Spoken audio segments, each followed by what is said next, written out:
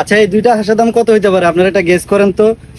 আমরা আজকে গেছিলাম হাটে, আমাদের বাজারের যে হাট বসে সাপ্তাহিক হাট শনিবার কইরা, শনিবার আর বৃহস্পতিবার না বুধবার আর শনিবার করে হাট। তো আমরা আজকে হাটে গেছিলাম, হাটে যাওয়ার পরে এই দুইটা হাঁস কিনলাম। একটা আইডিয়া করেন তো এই হাঁস দুইটার দাম কত হইতে পারে। আমরা যদি ঢাকায় এই দুইটা হাঁস কিনতাম তাহলে আমাদের প্রায় 15 থেকে 1600 টাকা পড়তো, কিন্তু আমরা গ্রাম থেকে কেনার কারণে এই দুইটা হাঁসের দাম মাত্র 750 টাকা পড়ছে, মানে একবারে অর্ধেক দামে। তাহলে দেখেন গ্রামে হাঁস মুরগি এগুলো কিন্তু অনেক সস্তা, মাত্র 750 টাকা দিয়ে দুইটা হাঁস কিনলাম, কত বড় বড়।